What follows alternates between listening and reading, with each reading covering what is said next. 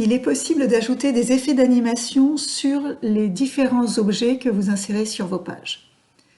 Je sélectionne l'objet que je veux animer et je clique sur le bouton « Ajouter un effet animé ». Dans le volet de droite, vous avez deux catégories d'animations.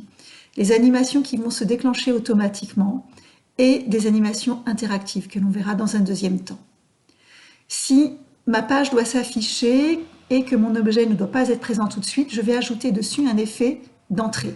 Quand je clique sur Entrée, je vais choisir une direction, par exemple. Je veux que ma forme arrive de la gauche vers la droite par un effet qui s'appelle Glisser.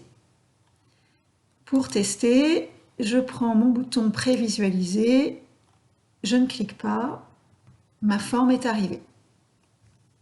Je ressors. Je souhaite ensuite que cette forme, en fait, pourquoi pas, clignote, fasse une petite impulsion. Je reprends modifier l'animation. Ça veut dire qu'une fois qu'elle est entrée, il faut que je mette une animation de type continu. Quand je prends continu, j'ai les effets ici de type continu. Je vais prendre par exemple battement. Je vous montre.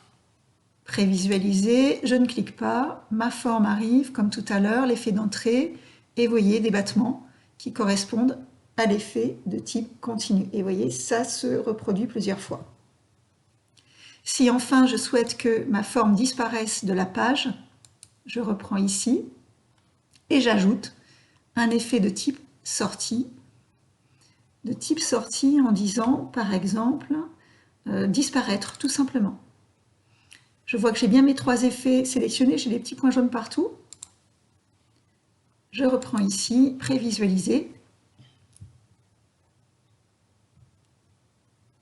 Voilà.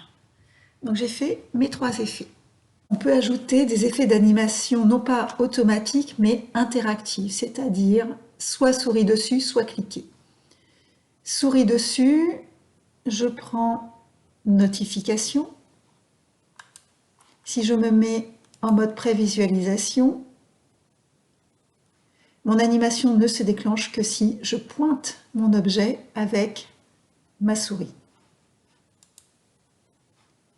Je modifie. Si je veux, donc j'enlève souris dessus, je mets aucun. Et à la place, je mets cliquer. Ça veut dire que mon animation ne se déclenchera. Je vais mettre aussi, pourquoi pas, allez, battement, que l'on verra bien. Donc le battement ne se fera que si je clique sur mon objet, sur ma forme. Voilà, vous voyez, quand je pointe, il ne se passe rien. Par contre, si je clique, voilà, l'animation se fait. Vous avez donc, pour résumer, différents types d'animation, soit automatique, soit de manière déclenchement interactif. Et ensuite, donc, si vous voulez, vous pouvez copier les animations d'un objet pour les coller sur un autre objet. Et vous pouvez aussi supprimer toutes les animations, c'est ce que je vais faire, la petite corbeille ici, pour remettre tout à zéro.